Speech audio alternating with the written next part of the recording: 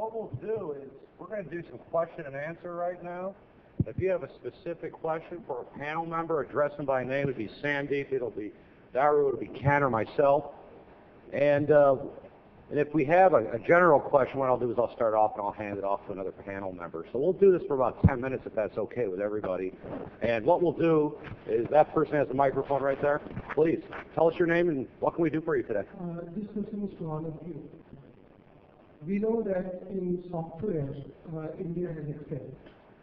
Now, the next point is that in KPO field, do you feel that India has the capabilities to do as well in KPO field? Or do you feel that there are other countries, the big nations, who are ahead of India?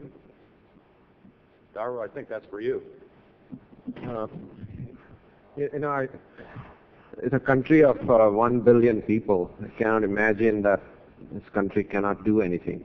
So I'm very optimistic that given enough time, given effort, there is a huge knowledge industry already forming in this country. It may not be as formalized as you might think, but yeah, I have no doubt that over a period of time, you start at the sort of the bottom of the pyramid, pick up the easy things, and then the knowledge part of it is always at the top, which requires things like domain knowledge, requires a different form of thinking, more strategic thinking.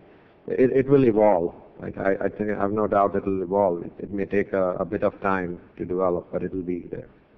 But domain knowledge is key because you've got to develop some domain knowledge to be able to make that happen.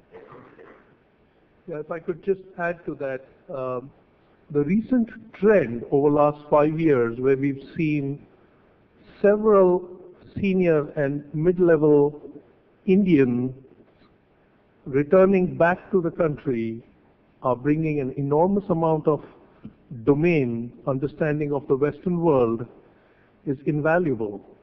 And absolutely, I think the KPO industry needs to exploit that talent that is coming back. It brings the points that were made around culture, around the industry. It's invaluable, and it absolutely needs to be leveraged. Okay. We have someone over here with the microphone. Please introduce yourself. My name is Prashant. My question is directed to the Gartner presentation that you were talking about. It will be interesting if we also know the fact that is there a correlation between when clients spend some of their budget on managing relationships? Does it have any correlation with the end client satisfaction, the overall satisfaction? Do you have some kind of data on that? We haven't done surveys on that, but I'll give you my opinion through the various surveys we have with related questions and our interaction with clients. There tends to be a balance.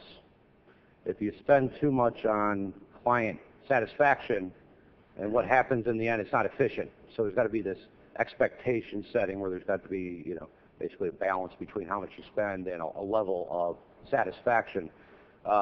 It's surprising we've seen in our surveys that when we ask service providers what's the main driver of outsourcing, they say nothing about end user client satisfaction. But when it comes renewal time, it's at the top of the list, all right, as far as client satisfaction is concerned. It's expected. It's sort of a hygiene issue. These are table stakes, client satisfaction, and each company has to gauge for themselves what that level of spending is. I'll ask the panel members, too, if you have any opinion on that, or if we'll go to the next question.